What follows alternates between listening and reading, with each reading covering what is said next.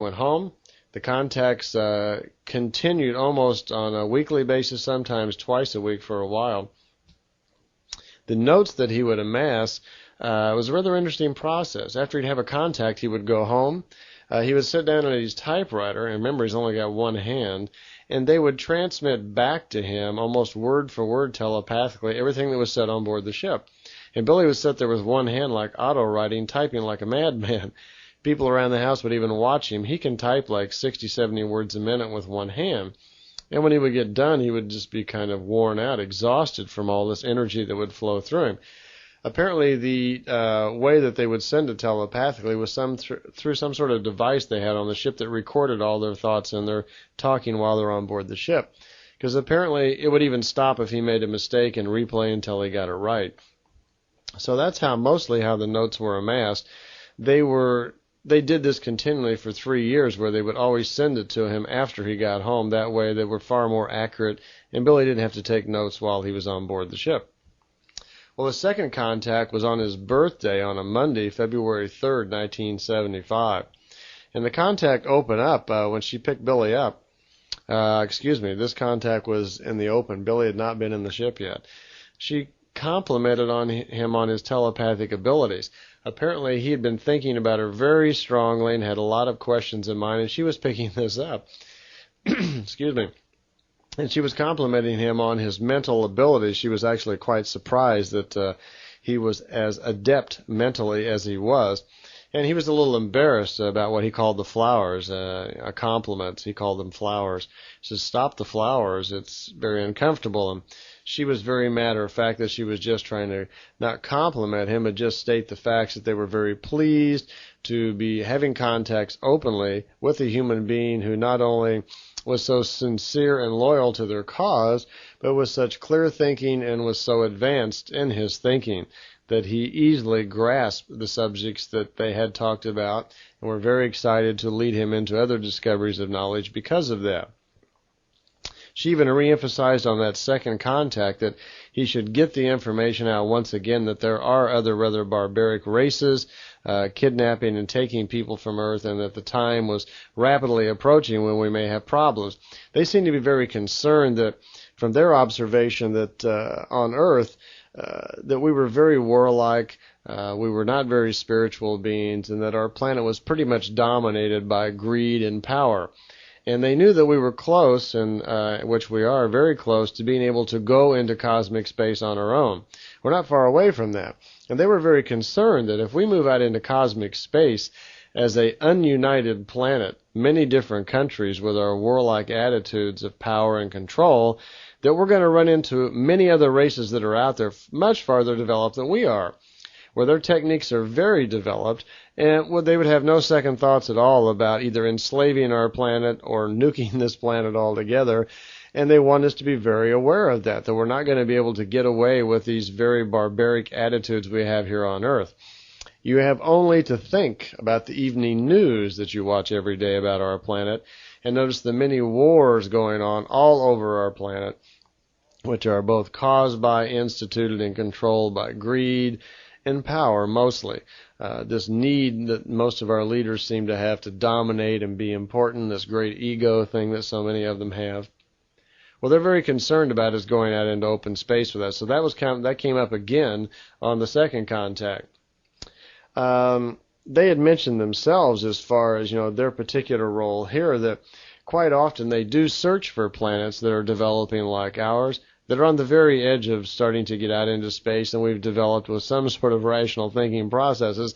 They then like to make contact with maybe just one person or a few people and gently awaken us to the concept that we are not alone and that we are not the only thinking rational beings in the universe, and provide us with some knowledge as to our origin and what to expect when we move out into space. And this seemed to be the main thrust that the Pleiadians had in mind when they began to contact Billy Meier. That was the beginning ideas, to make these contacts. Billy asked them why they hadn't contacted the government and if they were planning on doing so, and they commented that, without exception, every government on our planet was not really interested in having a contact unless they could get a hold of the beam ships or kill the inhabitants of the ship to try to get the ship. It would just be simply for power. and they had no interest in that, so it really didn't serve any of their interest at all.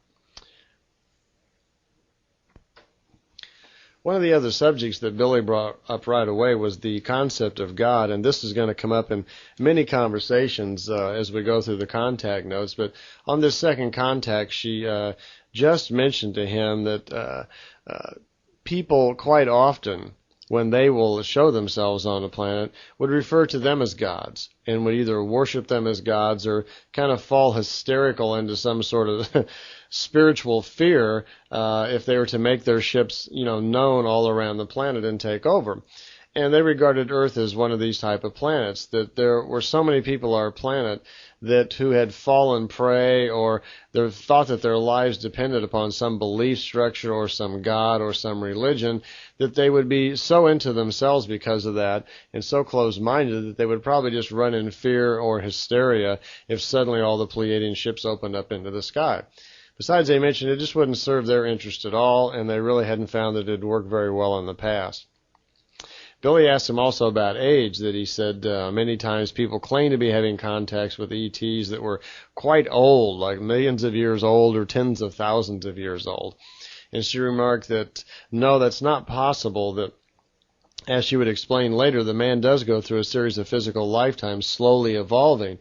But when man has become millions of years old, say 10 to 12 million years old, that he would evolve into a different form. And after that many years of physical life, there comes a point where man evolves into being a spiritual being and no longer needs the death cycle and no longer exists in the physical form. So that no, there are no ETs out there, there are no life forms like us that live that long physically. She remarked that she herself was about 330 years old, and that the life expectancy on her planet, which is called Era, E-R-R-A, is about 1,000 years based on our calendar. The fourth on Saturday, February 15th. So you can see they're kind of close together. As a matter of fact, he had another contact on that Sunday, even the next day. And Billy had a lot of questions at this time, too. He was concerned again, and he was asking about the beam ships, how they could travel and how long it took for her to get here. And she remarked that it was 7 hours travel time for her to get here to see Billy in her little beam ship. And basically how that worked, and she reiterated again that the ships have two drive systems. They have a light emitting system that's used for sublight speeds, and that when the ship reaches speeds at the speed of light or slightly above, that the ship is converted into another form and other drive systems are used. And that she felt that she really shouldn't go into that any farther, but she did tell Billy that at that time, even in 75, that some of our scientists had already been playing with the concepts and ideas of these kinds of drives, and it was starting to emerge a little bit in our own science, but she didn't want to help them out any farther by explaining that.